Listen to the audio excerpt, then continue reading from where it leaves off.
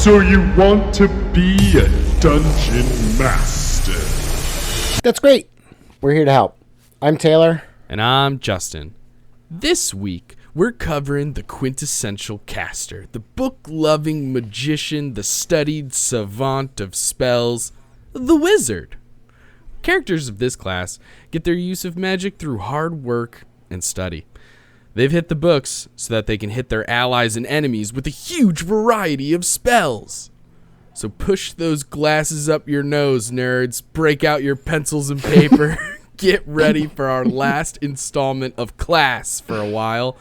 Today it's all about the wizard. Yeah. But first, let's talk really briefly about some wizards in pop culture, some D&D wizards specifically, because doing the tiniest amount of binging about wizards in pop culture, they show up a bunch of sorcerers and all kinds of yeah. This is I think the most misrepresented as far as like from a D&D standpoint. There's a very specific subsect of casters that we're talking about here, as opposed to like wizard is used a lot in pop culture as like a catch-all for you cast magic, you're a wizard. Mm-hmm. But that's not how it works. Now, Harry Potter, definitely a wizard. He goes to school to learn spells. Here's what I'll say against that.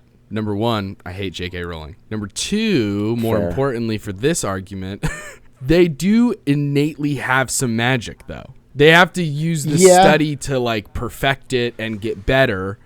But there is like an innate sense of magic there because like he's doing magic without any schooling in the beginning.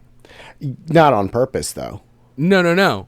But still, he can do magic without learning, just not well. Even in the D&D like lore, you do have to have at least a little talent to become a wizard.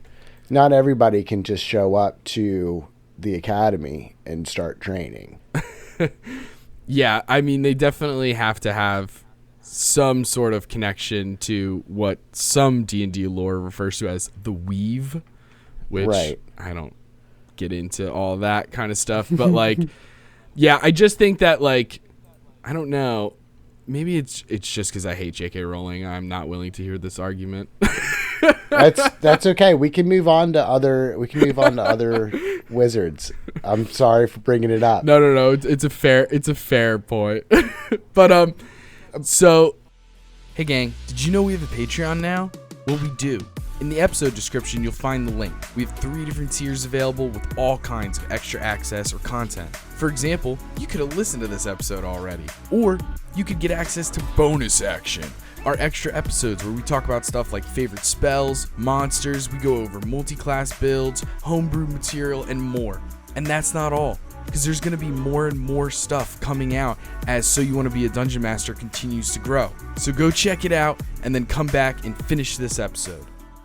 Yeah, there's also, like, Merlin is kind of a classic. I'm thinking of really specific Merlin from, like, yes, it is connected to, like, King Arthur and all those old school legends and lore and stuff like that. But I'm also thinking of the one from the Disney cartoon, The Sword in the Stone.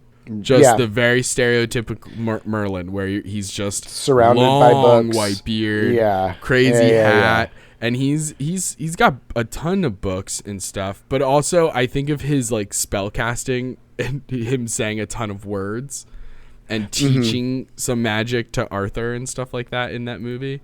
And that sexy squirrel scene, it's pretty hot. Sexy squirrel. Oh if you haven't seen it, check it out. But be warned.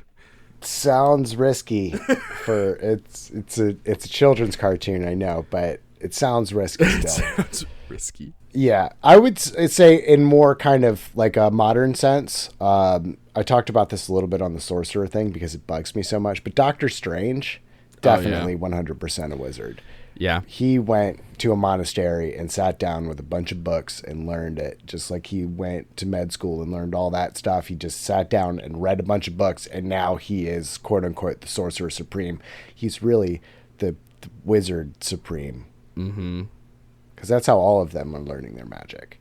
Yeah, pretty much. That's at least my understanding of it. I haven't delved back into comic book lore, so I don't really know like if there's maybe similar to HP. There's a little bit of like innate like being able to be taught. You know? Mm-hmm. Yeah. Like not everybody can learn all this stuff, but yeah. Then that was really though. I think that was the purpose of that monastery was like that proof of anybody can learn. That was at least. The previous Sorcerer Supreme's outlook on magic is that anybody could pick this up. They just have to have the discipline to learn it and actually feel it as well as read it. Interesting.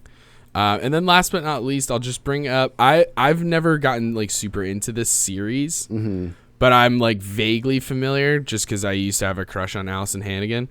But Willow from Buffy, I'm pretty sure, I mean, I think in that world, she goes more like witch and or Wiccan and kind of that vibe. But there is a lot of study going on. There is a lot of looking through books for old spells and knowledge and stuff like that. So I think it does, qualify as a wizard for sure in terms of that sense. But if you're a big Buffy the Vampire Slayer fan, let us know if you think Willow would constitute as a D&D wizard. Because we got an email, soyouwannabeadm@gmail.com. You can also follow us on TikTok and Instagram at soyouwannabeadm. The links to all of those things, including our Discord, including our Patreon, all of that can be found in the description of this episode. So check it out. Yeah. And without further ado, let's get into the actual meat of the episode. Let's talk about wizards are meaty. The mechanics of the wizards. Yeah, they are meaty, but they're just squishy little guys. They're squishy little guys. Right. The meat is in between the ears, baby. Yeah, there it is. They got that upstairs meat. Okay, yeah. All right. Enough of this. Yeah. That's that. I'm sorry. I'm so sorry to my family. Take a turn here. Sorry to my ancestors. Shamed everyone. All right. So, so the wizard, as far as like the role of the wizard, you can go two routes, I would say, with it. For the most part, you're going to go, you can either go heavy DPS or you can go heavy control. Yeah. There is a lot to be said for the wizard also has a lot of out of combat things. And I would honestly put that in a kind of third subcategory of like, you can go just for strictly out of combat stuff, but that comes at a cost. But as far as like combat is concerned, we're looking at DPS, we're looking at control. You get some of the best evocation and enchantment magic available in the game. Wizards are going to have the biggest spell list with just based on numbers alone, the biggest spell list, the most options to choose from. And they have a really interesting mechanic that we'll talk about in a second where you also have the potential, depending on your DM, depending on the setting and all these, normal variables, you could potentially know the most spells. Yeah. And just have access to a ton of spells. I mean, obviously the Druid and the Cleric come to mind because they can refresh every long rest. But their spell lists on their own are not as vast and diverse, especially. Wizards have a diverse spell list. So you really can go in a ton of directions. And you can, like, straddle some of those roles. Like, you can be DPS and still do a fantastic job at crowd control. And so many out of combat ideas, whether they're spell based or just skill proficiencies, because we're talking about our like number one intelligence guy here. Yeah. Right? So that lends itself to some ton. That's going to be your spellcasting modifier for everything. Exactly. It's going to be intelligence. Yeah. And it plays right into a ton of skills that are going to lend itself to getting information, getting knowledge, remembering knowledge, potentially, depending on how the role is set up. And you're going to potentially be your DM's best friend because of the opportunity to lore dump. 100%. And that's so much fun. I speak from experience. I have some high intelligence characters in the game. Not Taylor's character. No, never. I don't think. Not one time. But we're playing that game tonight. Hopefully it goes well. Yeah. So wizards, no armor proficiency right off the bat. We're also getting like tied with sorcerers, the lowest hit die with a D6. So Yeah. you're going to be heavily depending on either crazy multi-class or spell or kind of some kind of supplement to get your AC up, and also like or depending heavily on that Constitution modifier to kind of at least give you a little bit of beef. You're definitely going to want to try not to dump Constitution with this class, because you're really not going to have hardly any health. It's rough. It's rough out there for wizards. It's rough. Plus the concentration checks are huge. Yes. Being a full absolutely. caster. So absolutely. It helps in both places. When it comes to weapon proficiencies, kind of a smattering of really simple weapons. Daggers, darts, slings, quarterstaffs, light crossbows.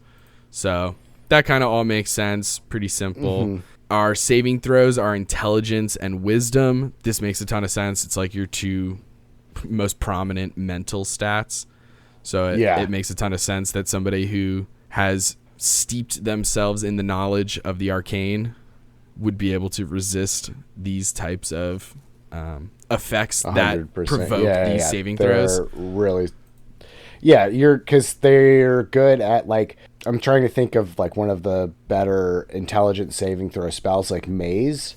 It's an intelligence saving throw. It would make sense that a wizard's good at solving a maze. Yeah. Just because they have that analytical thought process. It's a lot of, that's how their brain is just structured with high logic and high, computational skills, that they're going to be good at, just kind of logicking their way out of a lot of spells. Yeah, absolutely. And for skill proficiencies, get to choose 2 from the following list: Arcana, History, Insight, Investigation, Medicine, and Religion. So if I'm not mistaken, that's every intelligence-based skill. Yep. And then a couple of wisdom ones thrown in there: Insight and Medicine. Medicine we've talked about ad nauseum. Sometimes I like it to be intelligence, but that depends on the player and the table. Yeah, it's definitely. I like it as an intelligence skill, just because of how it is. I do also see the counter argument of it being a wisdom skill, just because it's there are 2 ways to learn that particular skill. Yeah, absolutely. It doesn't necessarily have to be through books. It can be through just knowledge of how people react to certain herbs and whatever. Oh yeah, no doubt. Yeah. It's easy to lump this like D&D skill medicine with like modern medicine, and therefore like medical school and lots of debt and all this crazy shit. And then first level, I mean, probably the biggest, most important thing in the universe when it comes to wizards: spellcasting. Yep. Spellcasting. The one the thing that they do. Absolutely huge. This is what they do. Yeah. Couldn't be a wizard without it. Cantrips. First level, you're getting 3 cantrips from your choice. Again, wizards have some of the best spell lists of every spell level, most diverse. Anything and everything you want to do can probably be done within the wizard spell list. There's some notable exceptions you'll find. Like, I don't think there's a ton of healing spells, but it's kind of like, okay, that makes sense, right? Like, right.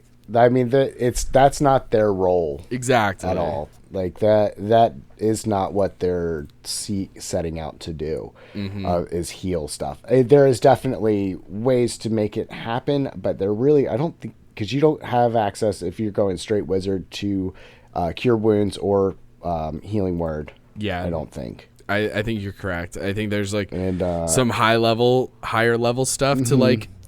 I think you can do power word heal later. Yeah, like there's some tricky ways that you can do healing. Like wish our buddy's life transference spell. So there's some interesting ways to do it, but not the traditional sense. And that kind of makes sense, and that's fine.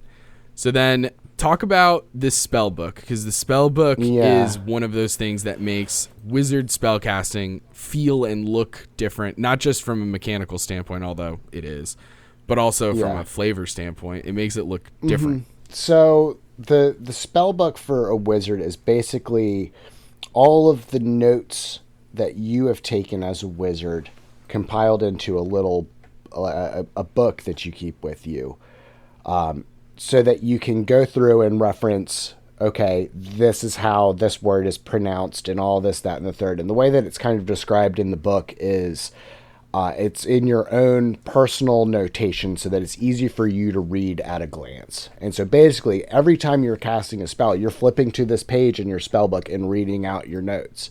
And then that also has all of your material components and stuff on it, so you can know exactly how you're supposed to be doing it, because a lot of this stuff has got that verbal, somatic, and material components to it. So all of that is explained in your own notation that you can read at a glance. As a result, getting new spells, you do get 2 spells per level that you can add to your book as part of your level up. How that looks is between the DM and the player as far as how you want to make that happen, but rules is written, you get 2 spells per level. You can, though, also find like spell scrolls out in the wild, or like another wizard's spell book, and you can take those spells and add them to your known spells list. Basically, but you've got to transcribe the other wizard's notes from their code into your code. So you have to kind of figure out the translation, is how it's all kind of worded in the book. What that boils down to, mechanically, it's going to take you 2 hours and 50 gold per spell level to copy a new spell into your book. But once it's there, it's there. Mm-hmm. You also you've got to have the spell book on you to cast. Like, if your spell book is taken from you in one way, shape, or form, you can't cast spells. And if you are, say, as a result, like, it would make sense to make like a backup spell book.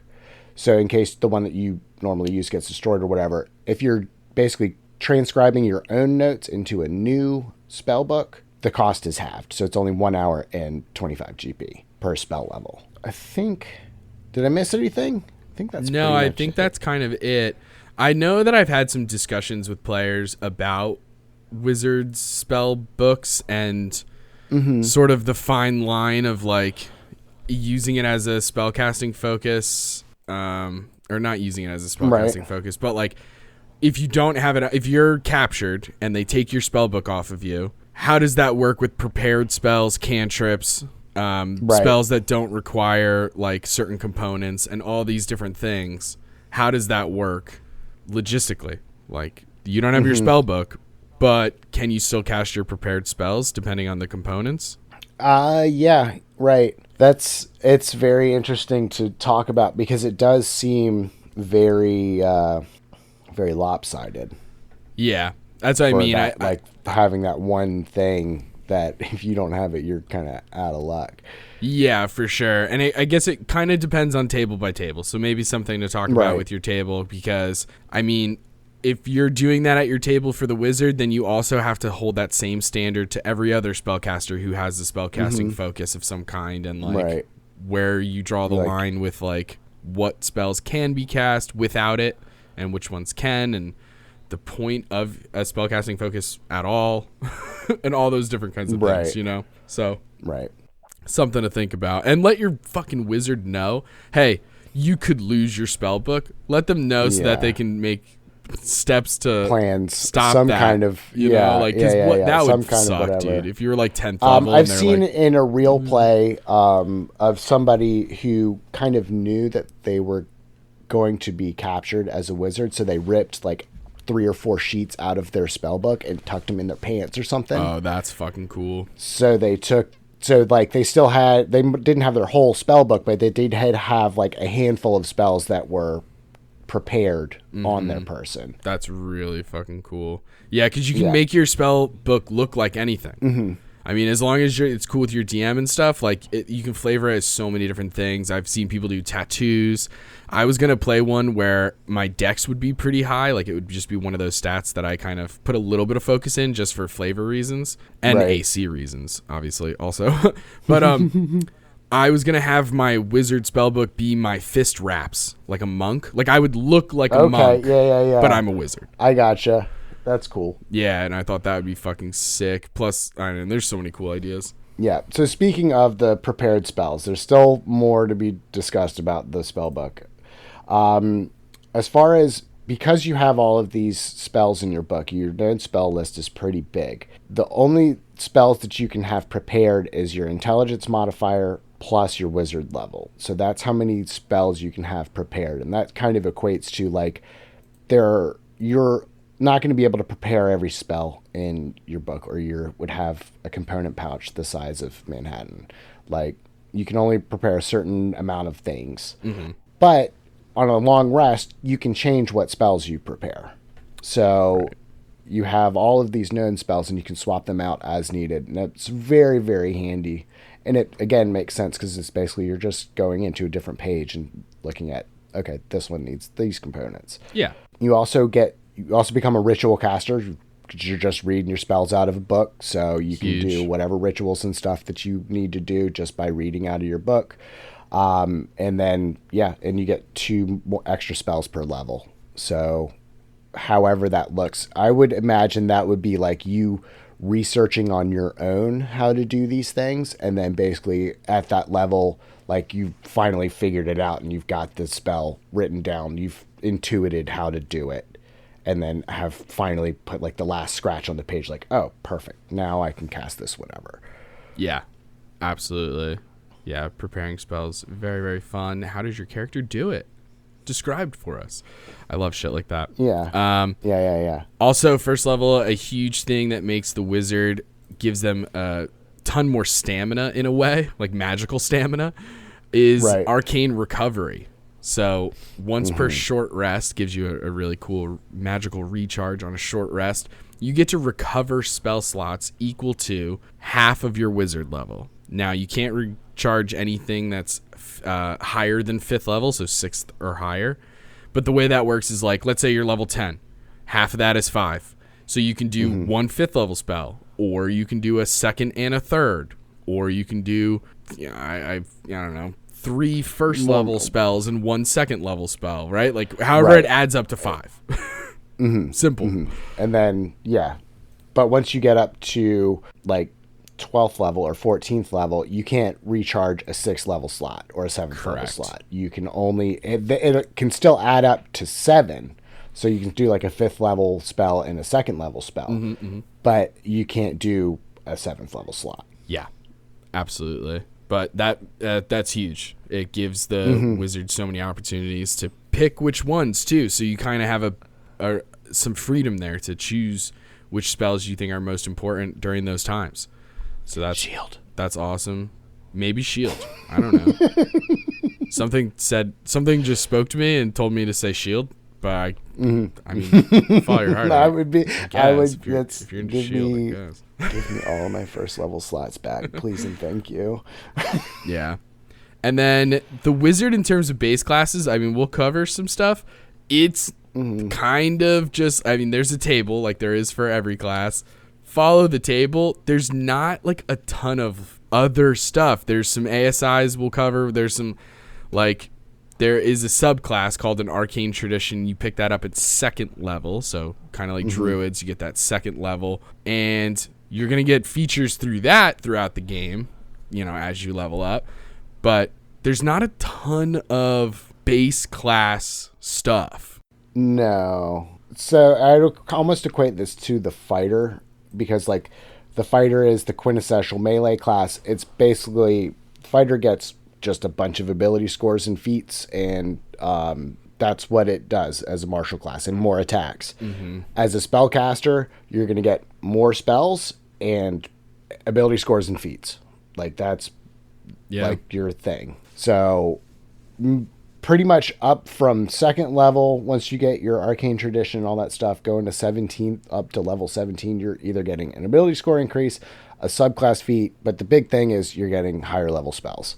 Yeah. At level 18, you get spell mastery. Now, this is a pretty cool skill because basically what it does is you can pick 1 first level spell and 1 second level spell, and they can be cast at their lowest level without a spell slot. So you can just say now you can just do shield whenever. That's what I would do at level 18. That's what I would do. That's what I would do, because then I get shield for free. You just use it. Yeah. You can do the same thing with a 2nd level. It's It's real nice. It's real nice. Yeah. And that's basically what you get at level 18. It's dope. That's like what, like almost like higher level cantrips. Yeah, pretty much.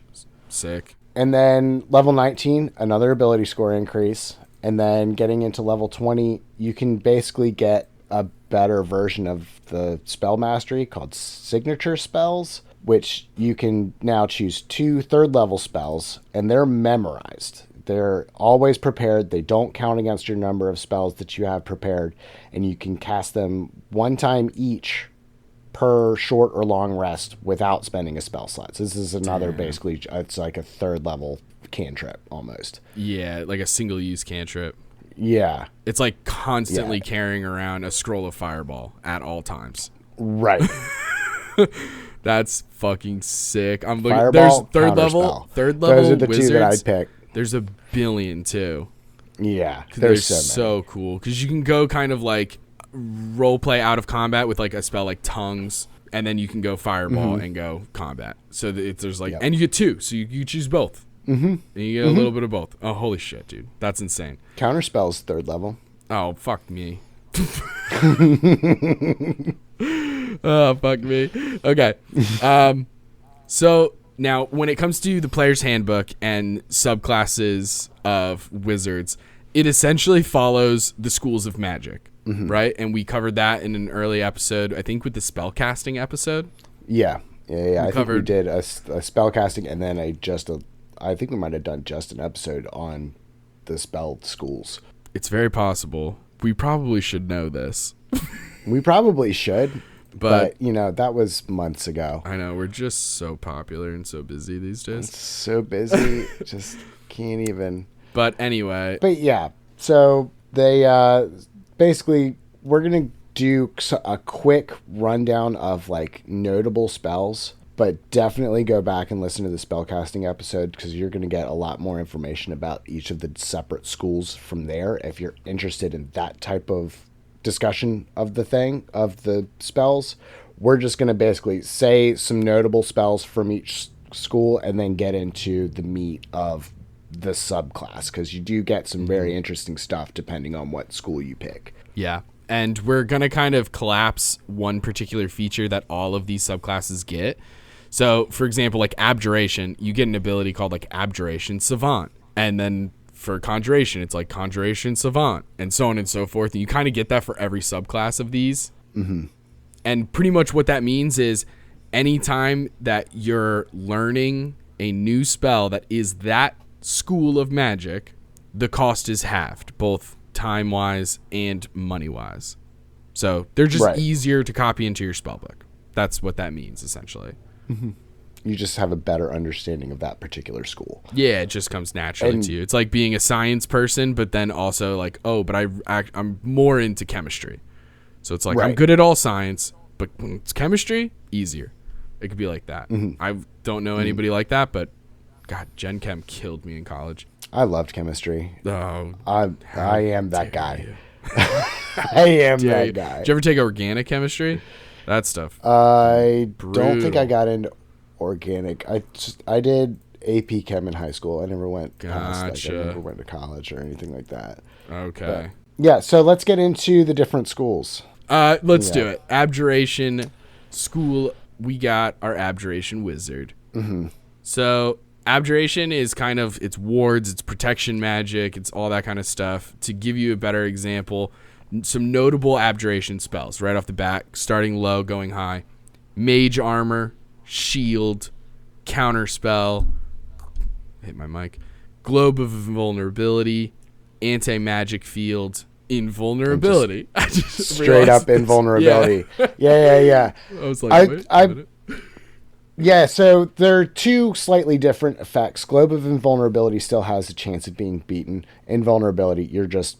The text is you are immune to damage for the duration of the spell.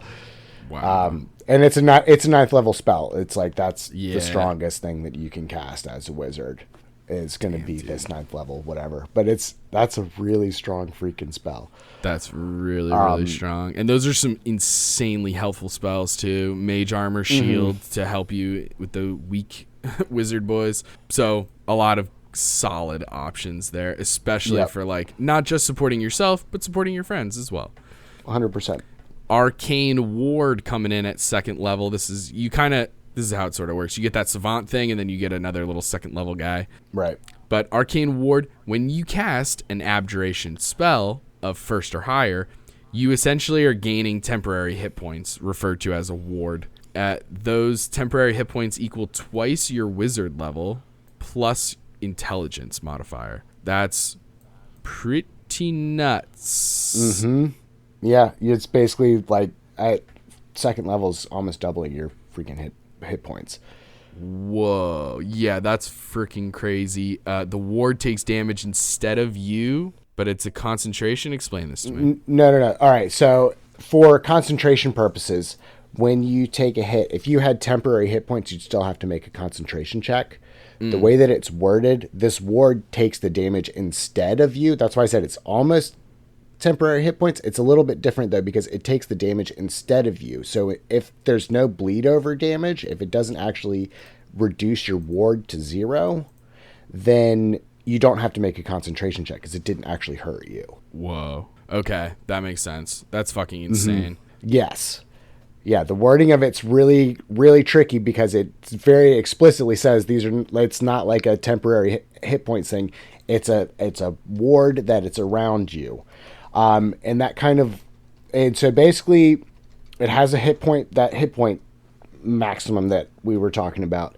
If the ward goes to 0 hit points, anytime you cast an abjuration spell after that, it will get twice that spell level. So if you cast a first level, it'll get 2 HP back. Okay. And so basically that ward is then at that point, it just basically becomes temp HP because you're not going to be getting a whole lot back from it. Right. And you can cast this ward once per long rest, but it doesn't say it goes away when it hits 0. So it basically will just go away if you get incapacitated, I think. Yeah.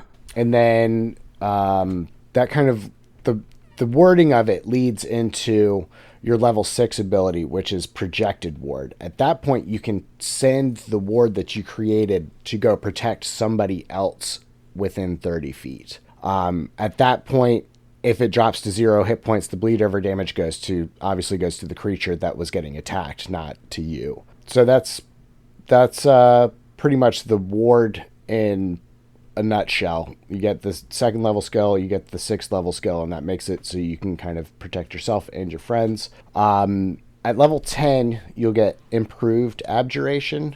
This will let you add your proficiency bonus to an ability check when you're casting abjuration magic. This would apply to stuff like counterspell or dispel magic, where you have to roll to have the effect applied. Like if you're casting counterspell and at 3rd level against a 5th level spell, you're going to have to roll and get a 15 or higher. You can add your proficiency bonus as well as your spellcasting modifier to so it basically makes it a spell attack against that spell rather than a ability check. So that's huge. And then at level 14, you've become this paragon of protection magic, and you now have advantage on all saving throw against spells, and you are resistant to spell damage. Anything damage wise that gets done to you by a spell is halved. Well, that's insane. Yeah, and 14th abjuration is like really good. Yeah, that high. That's really no, good. It's not. Wow. Yeah, it's really one of my favorite subclasses of wizard, just because of some of these bigger things. And like, I really do love the negation abilities of that improved abjuration skill. Is just you can do so much damage with that. That is really cool. Wow. But that's the abjuration class in a nutshell.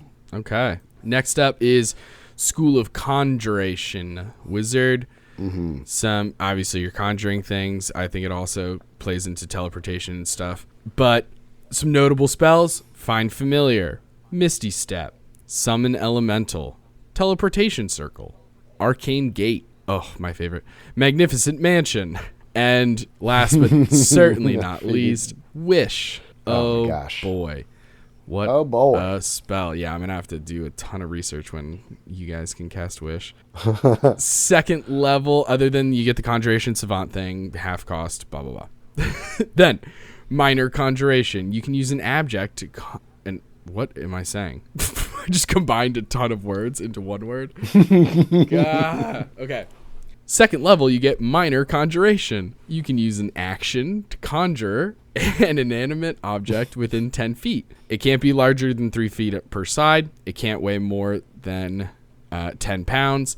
It has to be like a non-mod... goodness fucking gracious. It has to be a non-magical object that you've seen. You can't like necessarily invent something out of out of thin air. And it is visibly magical. So I guess for the purposes of like detect magic and stuff like that. Mm-hmm. And it disappears after 1 hour if you make a different object or if it takes or deals damage. That's pretty cool. I mean, you're just making stuff. That's pretty dope. Yeah. I mean, you can make like a weapon. You can make a ton of different non-magical objects, potentially. It depends on how creative you can get. I love abilities like that. I think that's really cool. I've seen people use Minor Illusion in some insane ways. It would kind of be like that, except it has to be non-magical object that you've seen, but then you could just make it real. So that's bananas. Mm-hmm. 6th level, we got Benign Transportation. So now you can use your action to teleport 30 feet. You can also swap places with a willing creature that is either small or medium within that range. And then once per rest, you can do this. Sorry. You can do this once per rest or when you cast a conjuration spell. Now, does that mean I could cast like Misty? Well, hold on. Does that mean I can cast Misty Step? Yeah. And then also, I mean, those are bonus action. I'm trying to think of a different way to word this. You can cast an action spell that's conjuration, like Magnificent Mansion or something like that. Although I think that takes like a minute. And then as part of that casting, also teleport? No. Your action is the teleport. So this is basically an action teleport. So the action teleport, bonus action Misty Step, at the end of that interaction, you would be able to teleport on your next turn using this feature. Oh, I understand. The casting of a conjuration spell of first spell or higher refreshes, recharges the ability. Yes. I understand. Okay, fantastic. We got there. That is 6th level, some Benign Transportation. Love to see it. Level 10, Focused Conjuration. Now, concentration on conjuration spells can't be broken by damage. Bananas. Absolutely bananas. I foresee a ton of conjured animals, and this is like, bro, if you want to go wizard and you also want to go heavy into summoning shit, this is your boy. Because not only can you not break concentration as a result of taking damage specifically, so there's still ways to break it, but whatever. But then at level 14, I'm going to say this slowly, any flippin' creature that you summon or create with a conjuration spell has 30 temporary hit points. What the front door, man? It's like they want to ruin the DM's day. You could cause so much chaos with this. So much chaos, dude. Oh, chaos. I'm just thinking about like conjure lesser demons. Oh, what about conjure woodland beings and those cute little pixies that have polymorph and fly? But hey, they only have 1 hit point, so that's not a big... Oh, no, they don't. They have 31 hit points. They all have 31 hit points. They have 31 hit points, Jack. What the hell? Who wrote this? Let me find that son of a bitch. Damn it. God damn it. But yeah, that's conjuration. I want to speak to their magic. A fucking nightmare. Manager. Yeah. Going into the next one is going to be divination. This is one of my personal faves. Mm-hmm. I know like, it is. Also up there with abjuration. Yeah, I knew you were going to say that. Yeah, I figured.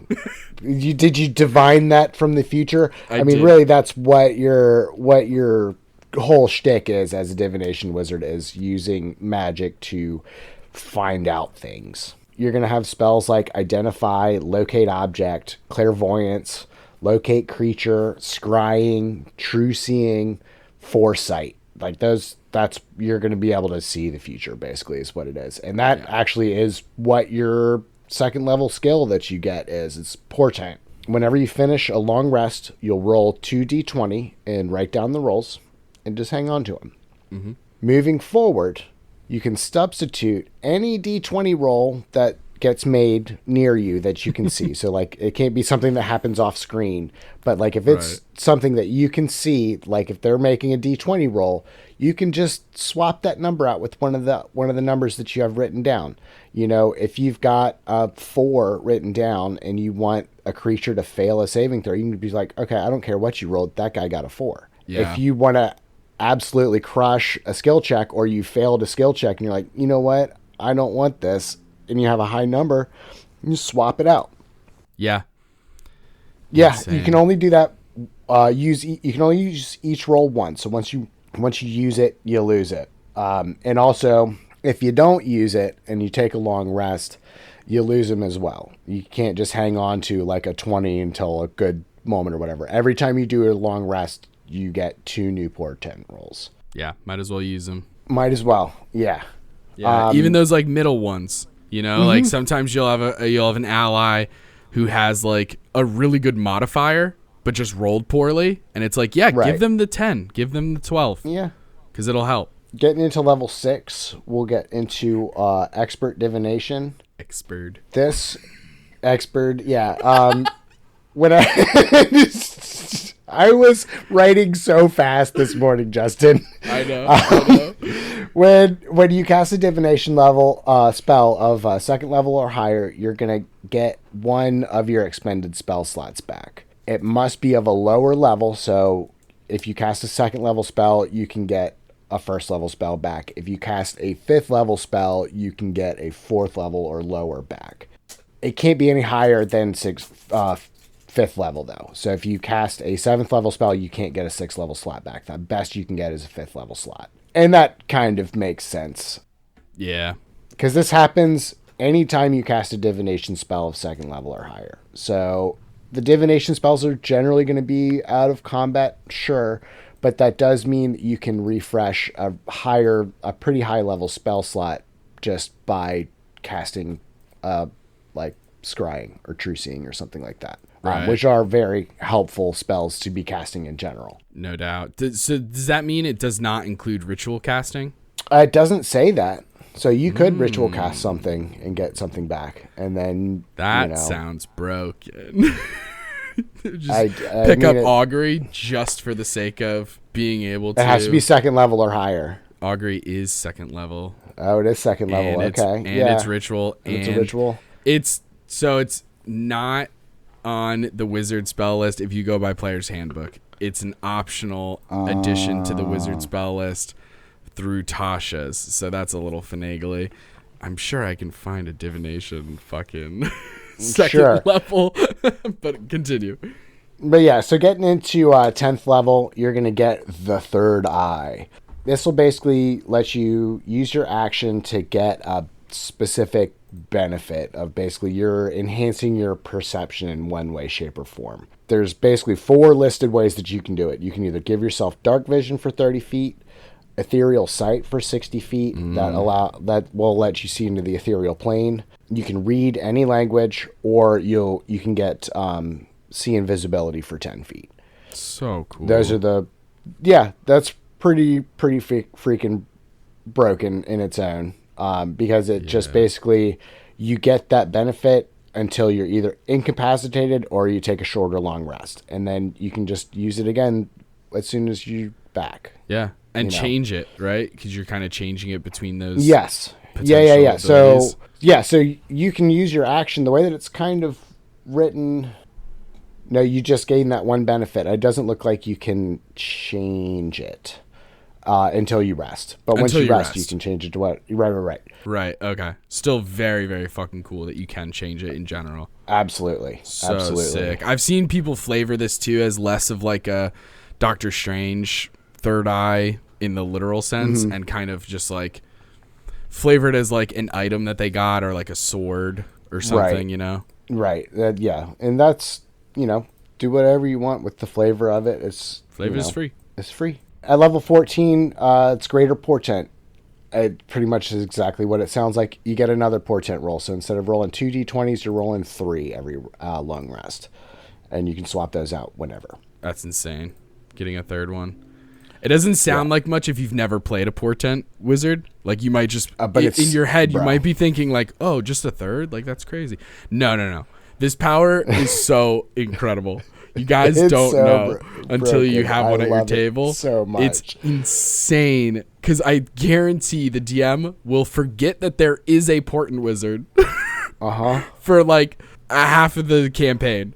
And every once in a while, that son of a gun, that smug divination wizard is going to be like, no, they got a 2. And you're like, what do you mean? And they're like, I'm using my portent. And you're like, God damn it, that's right, you can do that. Fuck.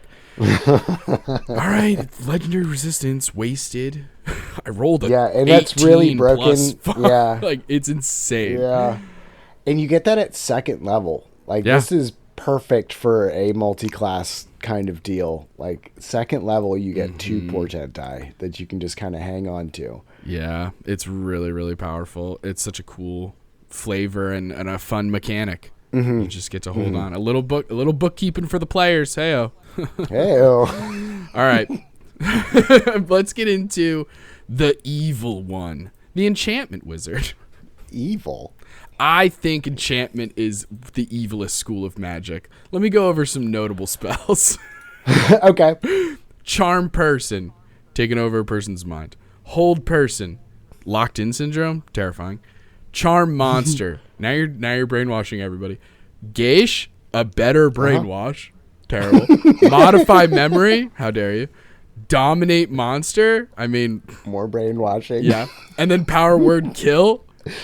Enchantment is the evil school of magic. I'm telling you. When you put it that way, you know, if you actually sit down and read the spells, I can kind of maybe see where you're coming from with that. Yeah, it's pretty bad. And then, hey, here's our second level ability, Hypnotic Gaze. You can charm a creature within 5 feet of you. They have to make a wisdom save. The creature is incapacitated. Speed is 0. And they look dazed, which is like a fun detail that they add on. I mean, I get why they do, because it's like other people would know that this person is probably fucked up, but still, it's just like, it's funny to just read visibly dazed. That guy doesn't look right. He looks a little dazed to me. Does he look dazed? Does he look dazed to you? So funny. Yeah, he's visibly dazed. It does take an action to do. I'll say that really quickly. It takes an action to charm this creature, but it lasts until the end of your next turn, unless you spend an action to maintain it. It ends if you move more than 5 feet away, so you're kind of like giving off this hypnotic gaze, but it is very limited in certain ways. So if you move beyond 5 feet, the creature can no longer see or hear you, or if the creature takes damage, all of that breaks it. And then once it's broken, or if it misses, like if the save is made, then you cannot use it again until you take a long rest. So that could be really interesting. It feels being 5 feet away is rough, but for a wizard especially. But I can see a lot of out of combat. They're incapacitated, so they're not going to impose the disadvantage as far as spell attacks, as long as it's just the one thing. Right, no doubt. Yeah. I'm just thinking you got to get within 5. Or no. I see that as a last resort. Like I see hypnotic gaze as, oh crap, there's a thing on me. Stop. Yes, and some interesting out of combat ways of using this for various infiltrations and sneaky missions and kind of that regard. But at level 6, Instinctive Charm. Now you can divert an attack that's against you within 30 feet to another target in attack range. Whoa, that's wild. So you're just, you're kind of like fucking with that person's, the attacker's brain for a minute and kind of getting them to attack somebody else. It does take a wisdom save in order to like make sure that happens, I guess, right? Yeah. So it's basically it's a charm spell, basically. Yeah, and it's a reaction. Right. So somebody's attacking you, you make this reaction, and instead they attack somebody else potentially, assuming that they fail that save, because they're going to instead attack the creature that's closest to it, not including you or itself. That's important. If there's multiple creatures, like, 5 different creatures all within 10 feet or whatever the range is on that attack, then the attacker chooses which one to target. So there are some loopholes that the DM can use, but there still could possibly target an ally or something along those lines if the ally is kind of in that same range. Mm-hmm. Yeah. And if the creature succeeds, then you can't use this feature on the attacker again until you finish a long rest. So the way I read that is you can use the feature again. You just can't use it on that creature. Just not against that guy. Yeah. So that's really, really interesting and really cool. Now, you have to use this feature before you know whether the attack hits or misses. So this is going to fall more heavily on the DM to change how they're attacking you. Yeah, to change like how they read out dice rolls. Like if you're saying, hey, does a 25 hit, as opposed to, all right, I rolled a 15, it hits, or something like that, or like however. It's the same with like shield spells and any reaction stuff. Yeah. You just change if you care about it. Then you have to change your language a little bit. That's what I. This one's really going to be a flag for like, hey, this thing's attacking you. Do you want to divert it? Yes or no? Okay. Right. Then they roll. Exactly. Or then you roll as a DM. And you go, okay. For sure. And also, this is not going to work against creatures that cannot be charmed. They are considered immune to this kind of effect. So keep that in mind. Now, level 10, we get split enchantment. When you cast an enchantment spell of first or higher, and it only targets one creature, you can have it target a second creature. So that's pretty cool. First thing that came to mind, is Geish. You get 2 people with it. It's a one-person target. There's a couple that would be so helpful. Yeah. I mean, like hold person and hold monster. Mm-hmm. Only target 1. You can have it target 2. So it's Power that's a word really kill. cool. Oh shit! Yeah, that's wild. Yeah, you're absolutely right. And so this is like a amazing wizard version of twinning spell from the sorcerers, except it doesn't cost any resource. The only caveat is that it has to be an enchantment spell that targets one creature. Right. And then it can just split all the time, which is insane. That's so fucking cool. Mm-hmm. Now, there's a lot of that in the wizard, like all these subclasses that we're going into, where it is like a different kind of almost, I would consider a more book learned type of meta magic. Mm-hmm. Yeah, definitely. And usually focusing on that school of magic. Right. Mm-hmm. But so at 14th level, you get alter memories. Now with this, if you use enchantment, school of magic spells and stuff to charm one or more creatures, you can make one of those creatures remain unaware of being charmed. So often with charm spells and enchantment spells in general and stuff like that, there's like a number of ways that they're going to know that they were charmed at a certain point, right? Some of them are very basic, like the friends cantrip that very clearly is like, this spell lasts a minute, you get advantage on charisma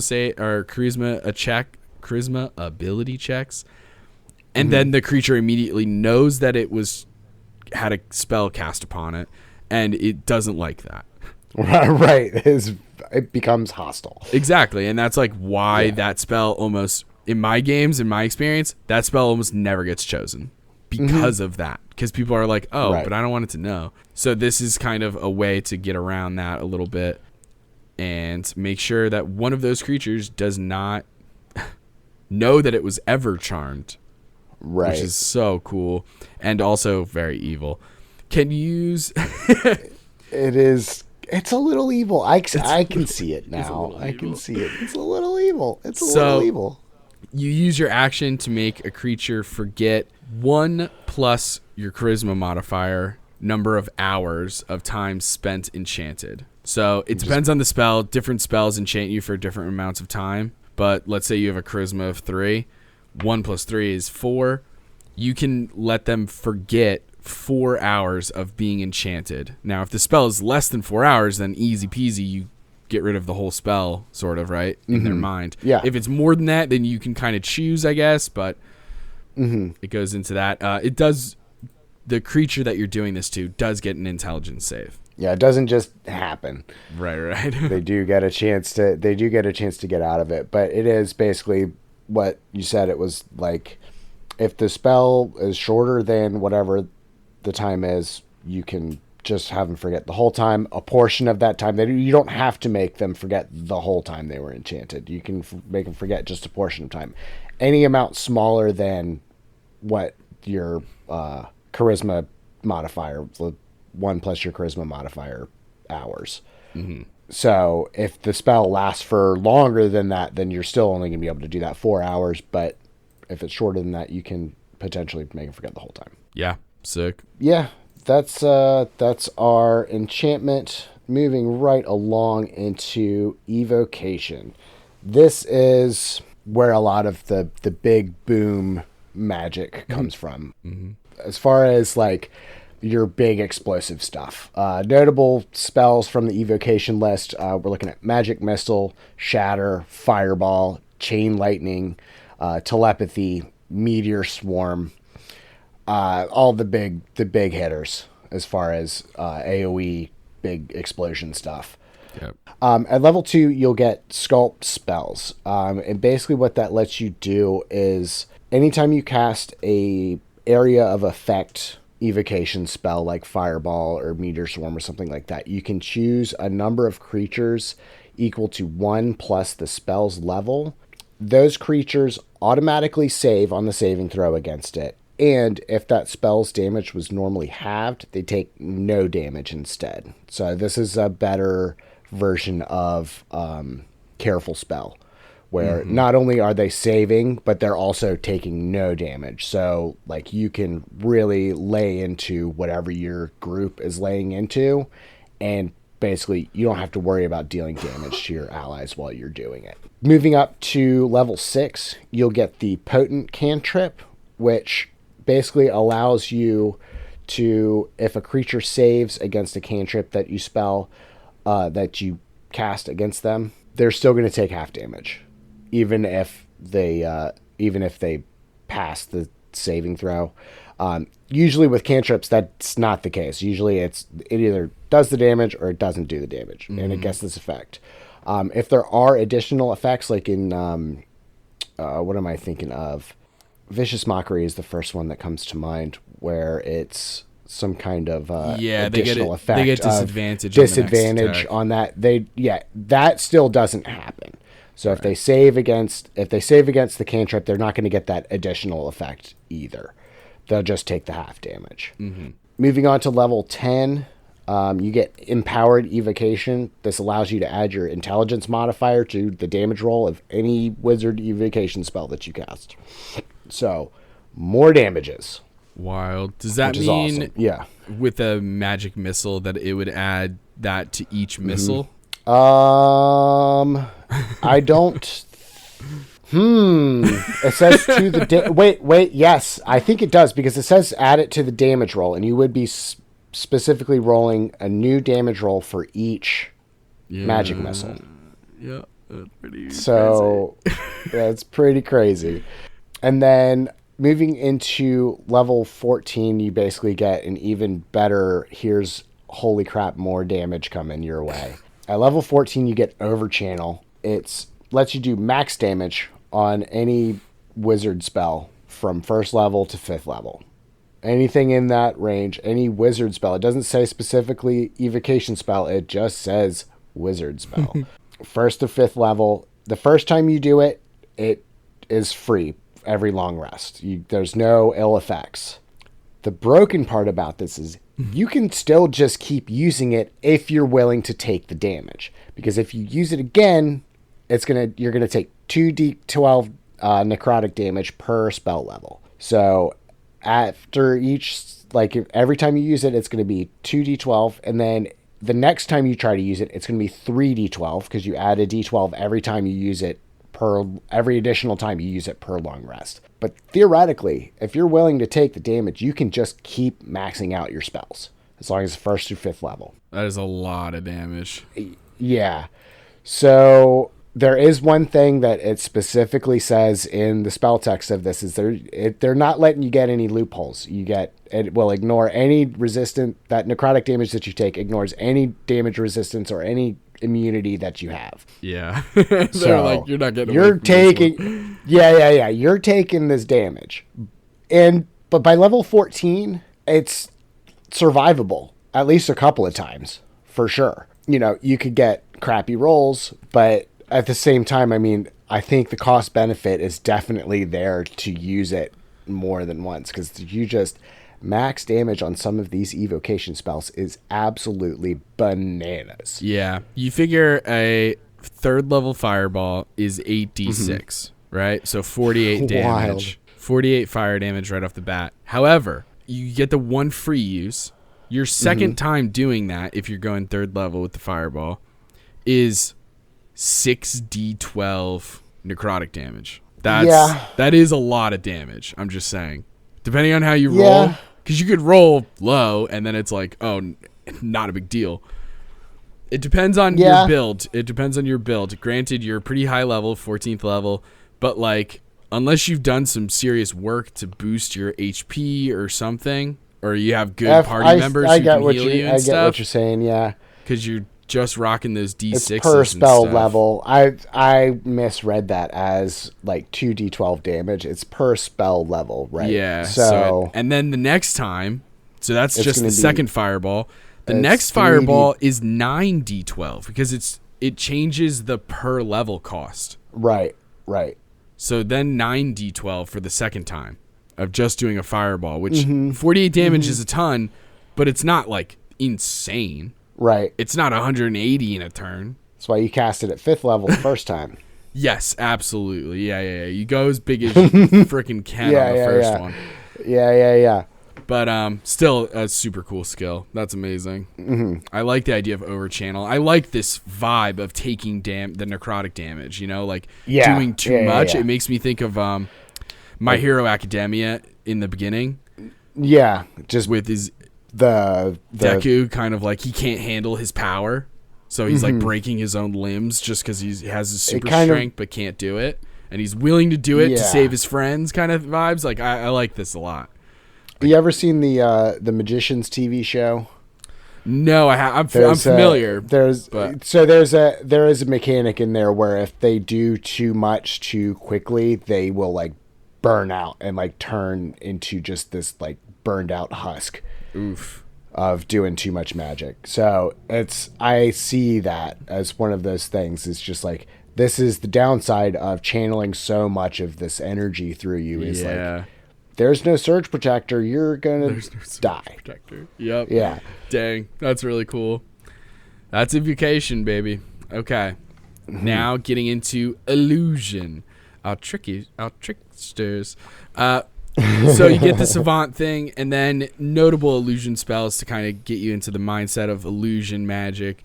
Silent image, blur, fear, greater invisibility, dream, simulacrum, illusory dragon, and weird. It's an 8th level spell, and it's just weird. What's going on over there? I don't know. It's fucking weird over there. Fucking weird, dude. The vibes are weird over there. It's just off. I don't get it. Really fun. So, illusion magic, a lot of cool options, a lot of fun ideas. You're not going to be doing a ton of damage with illusion spells, although I think there's like 1 or 2 that are really specific that do psychic or some kind of interesting damage, but it's not often, is my point. There's weird is one of those spells that does damage. Yeah, like there's a few for sure. There's a 2nd level Shadow Blade, which I always think of because of arcane tricksters can only do illusion as one of their schools for most of their spells, and it's like, there is a damage one at low level. But anyway, so in addition to the savant thing, you're also going to get improved minor illusion. Now, you just learn the minor illusion spell for free, or cantrip, whatever, for free. If you already know it, then you get to pick up another wizard cantrip for free that does not count against your cantrips. If for some reason, like, you already had it before you knew you were going to go in this direction or something, I guess. But Now, the interesting thing is normally a minor illusion, you create this cute little illusion, and it's either sound or vision, like an image. With this, you can do both. Yeah. So it just makes it a little bit more powerful, and the believability of your illusions is that much more tangible. Like, it just makes it more realistic, right? Yeah. And then that's really going to depend heavily on creativity, in my opinion. Yeah, it's one of those illusion things is one of those ones that is really, it depends on the player of how you use this, because it's only going to get as much use out of it as you put into it. Absolutely, yeah, because it's relying heavily on the user to get funky with it, get funky with it, because at 6th level you get malleable illusion. Now you get to, when you cast these illusion spells, if the duration is a minute or longer, you can actually change the spell itself. So it's not like this static illusion that stays exactly the same. You just use an action and you can change the nature of the illusion.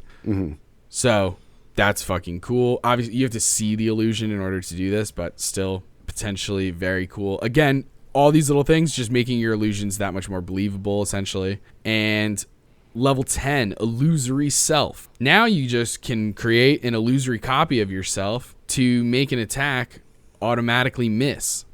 So it's essentially, I mean, there's so many examples of this, like mirror image and the trickster domains duplicate and all the little tiny examples throughout 5e. But yeah, you're using a reaction to create this illusory duplicate in an instant between the attacker and yourself, and the attack just automatically misses, and then the illusion is gone. You can't use it again for a short or long rest. So that's fucking cool just on its own. That's a sick little like single use shield spell. That's the interesting thing, is you're gonna have to make that decision of like what's more important, your shield spell that lasts X amount of rounds, or not rounds, but like it lasts until the start of your next turn, or just guarantee that this one thing hit or misses rather. Yeah, really interesting. And then level 14, you get illusory reality. Oh boy, you can make one inanimate non-magical part of an illusion real. What the fuck? These guys, they're doing too much. While the spell is sort of like doing its illusory thing, you take a bonus action to do that. The object remains real for 1 minute, but the object cannot deal damage or otherwise harm anyone or anything like that.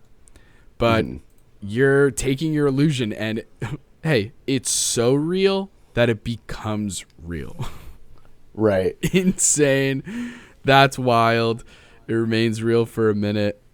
For an example, you can create an illusion of a bridge over a chasm and then make it real long enough for your allies to cross. So that's just one example, but that's fucking nuts. Now you're going to have to get real creative with this, right? Like, compared to some of the other Wizard 14th level stuff we've talked about, on paper, without going deeper and thinking more, this is not as strong as the other ones that we've seen. No. But if you can get real like creative with it and like truly spend some time thinking of different ideas, I'm sure you could make this incredible. Yeah, absolutely. You just have to put a little bit more work into it. It's not. Yeah, you can do all kind of stuff with it. As far as like the first things that come to mind is like creating cover or something along those lines.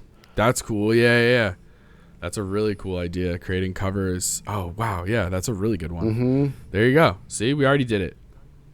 Go us. Go us. Yeah, so that's illusion magic. The next one on the list, we're looking at necromancy. This is another one that I think is evil. Just for, obviously necromancer is one of those classes where it's like dealing with bringing things back from the dead, but like not in a good way. Like making zombies, and they do get revivify, but like a huge part of this subclass is like making zombies and skeletons fight for you. Yeah.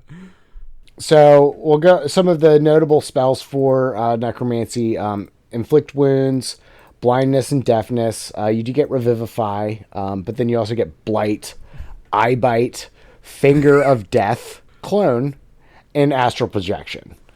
So that kind of gives you a vibe of what we're looking at here for Necromancy spells. At second level, along with your Necromancy Savant, we're looking at Grim Harvest. If you kill one or more creatures with a first level spell or higher, you get HP back equal to twice the spell's level, or if it's a Necromancy spell, it's 3 times the spell's level. Damn, that's cool. It only works against living things, so it doesn't work on constructs or undead, as far as like you don't get that HP back if you kill one of those. But yeah, so that's huge. That as long as you're killing stuff, you're getting HP back. That's absolutely bonkers. So you can get more health and stuff as a wizard, especially at level 2. You're not having a lot of HP to start with. Mm-hmm. Moving on to level 6, you get Undead Thralls. This gives you animate dead. Oh my goodness.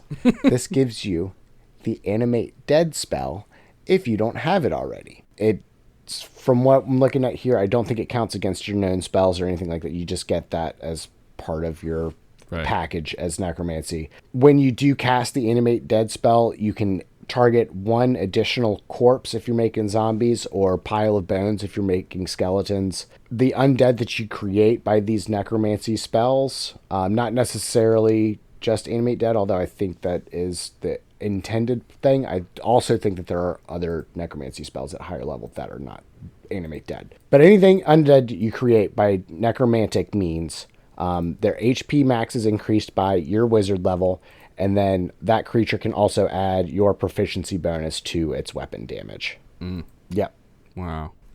Then, so that's basically, you are creating a little, zombie skelly army for yourself, which is pretty cool. Very cool. At level 10, you become inured to undeath.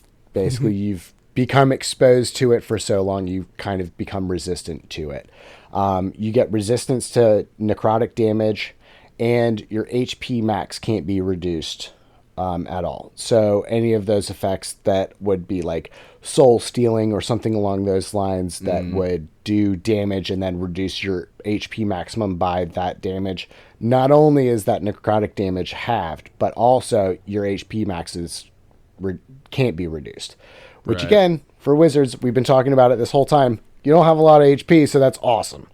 Yep. As far as the highest level necromancer stuff you get here, at level 14, you'll get Command Undead. You can choose any undead within 60 feet.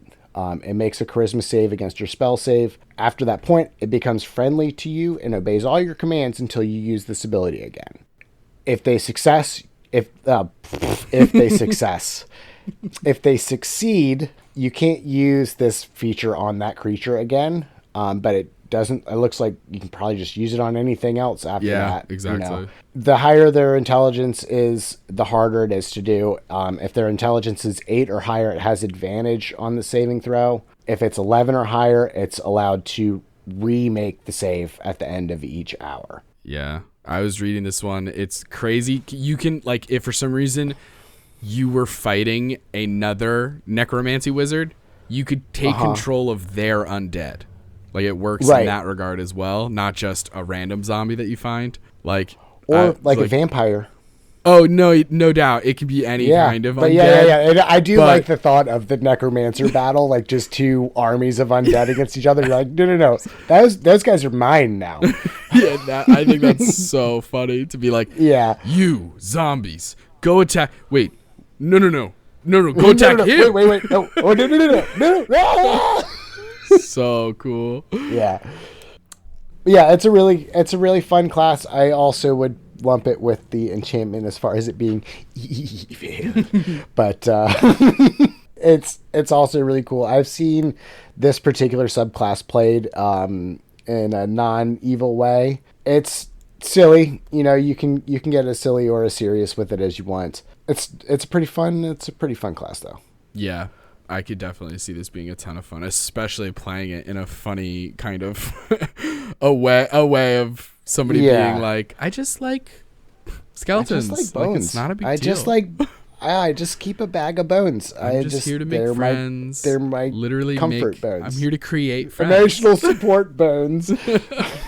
So fun. So last but not least, we're getting into transmutation school of magic wizard. Now, obviously you get your savant thing. You also, some notable transmutation spells. Some way to explain it is like you're changing one thing into another, but it can get a little more heady than that when you're thinking about transmutation spells. For example, like right off the bat is Featherfall, but think of it as like you're taking yourself as this X amount of pounds person, and you're just way less pounds, and you have way more air resistance, and you are changing them into something different, just not like a full form and stuff, but a different whatever shape. You are changing how it Some reacts matter. to physics. Yeah. So you got Featherfall, Alter Self, Fly, Polymorph, an obvious one. Nice. Animate Objects, Disintegrate. I thought was a really cool one to put on there, just because I was like, that's one that you would kind of think is necromancy off the bat. But that's that matter manipulation. Exactly. Yep. And then the big one, True Polymorph. You can change into flipping everything. So transmutation is one of those ones where I really, really like this one a lot. I'm a big fan of this. So, but I like it even more starting at 6th level. But anyway, 2nd level still, you get something called Minor Alchemy. So you can change one substance into another substance. So, for example, you can turn wood into iron or vice versa. There's like a couple more details on like the specifics of how that works, because like, for example, you can't turn something into like diamond or turn diamond into wood. So there's like some things you're not allowed to fuck with, but for the most part, it's turning one substance into another. Would you be able to like take a vial of water and turn it into a healing potion? I don't think so. No. Okay. I think that Does would it have to be mundane or busting something? it. Yeah, I forget the exact wording. Hold on, I'll find that. But I also know that it eventually turns back. Like it doesn't. It doesn't stay that way forever. So it's the physical properties. Yeah, it's one non-magical object. I forgot to write down. Okay. Yeah, so it's you're not doing anything too crazy with it. But I mean, 10 minutes you can do. Is it 1 cubic foot? Okay, yeah, it is. For some reason in my brain that was 10. So 10 minutes you can do 1 cubic foot. It lasts an hour. You have to sort of be concentrating on it as if you're concentrating on a spell. And then whether you give up concentration or 10 minutes, or excuse me, 1 hour goes by, then it turns back to normal. So I'm not in love with it, but I mean, I guess if you get real creative with it, there's probably some really interesting things you can do. If there's like a stone wall, or like there's a door, turn it into sand. Yes, exactly. Or like it's only 10 minutes a cubic foot, so like 10 minutes you get that cubic foot, stick your arm through, and now you can reach the other side of the door and unlock it. So some cool ideas. You just have to get creative with like the illusion stuff, kind of. But now at 6th level you get your transmuter stone. Now it does take 8 hours to create one, but once you have it, you can either keep it to yourself and it gives you the benefits, or you can give it to somebody else also, like in the party. Now it gets one property. So this is kind of similar to that thing. Who was this? The Evoker? Where you get to... No, the Diviner. No, the third eye. The where you divination, kind of get to change it per rest kind of thing. It's kind of like that. So it gets one of these abilities. Dark Vision out to 60 feet. Increase in speed by 10 feet. Proficiency in Constitution saves. Or resistance to either acid, cold, fire, lightning, or thunder. You get to choose. Now, if the stone's on you, then you can change this ability every single time that you cast a transmutation spell. If somebody else holds it, then that doesn't work that way. Right. So they're kind of stuck with whatever ability it is for the time being, but still sick that you can give it to somebody else. Yeah. And you can only have one stone at a time. So fair. Okay. That's super fair.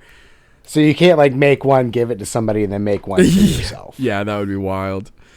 That would be wild. Nope, just the one. Now at 10th level, you get Shape Changer. So now if you don't already know the Polymorph spell, you learn Polymorph. The way that it works is you can cast it once per long rest without casting a spell slot. And it's short or long, I should say.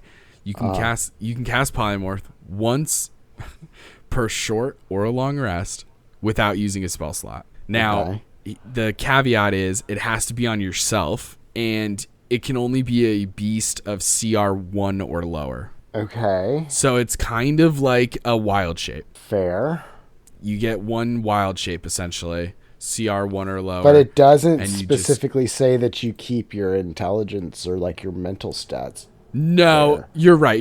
In that way, it's not like wild shape. I meant wild shape just in the sense that you can turn yourself into an animal quickly and that's CR wise. But you're right. Dope. Yeah, you're absolutely right. It is polymorph and not wild shape. So you are as dumb as an animal. So pick a smart one. Keep that in mind. Yeah. Right. Giant eagles is a good one. Yeah. And because you do have the polymorph spell, obviously you can cast it normally with spell slots and shit, but just for this one free use per short or long rest, which is really cool. So scouting missions, a ton of different ideas and stuff. And then here's another really cool one. So we go back to the Transmuter Stone. At level 14, you get Master Transmuter. So now you have this Transmuter Stone. As an action, you can destroy the Transmuter Stone, and as a result of that, it shoots out a bunch of energy in a single burst. And pretty much what you can do with that energy is one of these things. I'm going to list off 4 different things you can do with it. Now, you can't even start the 8-hour process of making a new one until you take a long rest. That sucks. It does destroy it's like a whole... you have to take a whole day to make one of these things. Pretty much. Replace after you use one of these spells. Yeah. But when you read them, you'll see that they are pretty fucking powerful. Okay. So you can spend 10 minutes and you change a non-magical object no bigger than a 5-foot cube into another non-magical object of similar value. So that one, maybe not a ton right off the bat, but we're talking about a 5-foot cube. You can change a door into fucking not a door. Like, right. You know, like there are some really 100%. Interesting things. There are some really good things to be done with that. Yes, definitely. Again, you got to get creative. You got to have the right context, but that could be really helpful. Now, these last 3 are the ones that I think or really the next 2. The last one is very circumstantial. But anyway, so right off the bat, the second one, you can remove all curses, poisons, and diseases of one creature, and they regain all their hit points. Wild. And that's an action. Wild. That's an action. Okay. Hey, barbarian. Psh, all your hit points. What the fuck? Yeah. Damn. That's insane. And all the curses. So this could be somebody who's petrified or any of those things. All curses, poisons, and diseases. Actually, it specifically doesn't say petrified. Yeah, technically it is specific in what it. If it was a curse that caused it, yeah. Yeah, but that's freaking insane. And then the third one is you can cast Raise Dead without a spell slot or needing the spell in your book. Get out of town. That's the 10-day one, right? Raise Dead. That's the Raise Dead might be like an hour. Okay. Raise Dead is normally not a wizard spell, actually. No, it's definitely not. No, it's 10 days. You're right. Okay. So anything, if it's died within 10 days, you can bring it back using this stone. Yeah. Absolutely wild. And you just fucking do that. That's insane. And then the last one, which, again, very circumstantial. I guess if you guys got messed up by a bunch of ghosts and forcibly aged, then this one could be clutch. Right. So the last one, reduce a creature's age by 3d10 years, a minimum of 13. So if you roll all ones, a minimum of 13. The important thing is... I imagine using this against somebody, like turning a rival adventurer and into just dropping their age and turn them into a little baby. That is crazy because I didn't even fucking think of that. Right? Like, this is not necessarily a defensive thing. This very well could be offensive. I wish it could be. I did not include in our outline a very important word here. And that is the phrase willing creature. Oh, Sorry to steal that from you. That was like the fucking plot of Sky High right there. That's so yeah, funny. sorry about that. But the other thing is, it's interesting because this last sentence is really interesting. It says, this effect doesn't extend the creature's lifespan. Huh. So, like, if you find, like, a 90-year-old person, you could make them, like, you could make potentially them 30 years younger. Right. And they're 60 years old. They're still, it doesn't mean 90. that they just now have 30 more years of life or whatever. Nope. It's like they can still die of old age. That alone, this is such an interesting thing. But, I mean, I could talk about this all day, the idea of transmuting somebody younger or something like that. But I actually, in a way, do this already, reduce my own age. And it's because I drink so much water. Big tap coming at you hard. With so the rejuvenation powers of H2O. Well, that's all we can get into this time. You can find us on TikTok and Instagram at Soyouwannabeadm or ask us a question at Soyouwannabeadm@gmail.com. If you like the episode, don't forget to give us 5 stars in a review wherever you found us, and check out our Patreon for bonus content, link in the description. Join us next time for more Dungeon Master tips and tricks. Bye! See you. And now it's time to shout out our Patreon gang. We got Ancient Dragon Gang. We have Lee from the UK, who we can't wait to roll dice with. If you want a shout out, you gotta get at least in the Adult Dragon Gang, people. Okay? See you for the next episode of So You Wanna Be a Dungeon Master.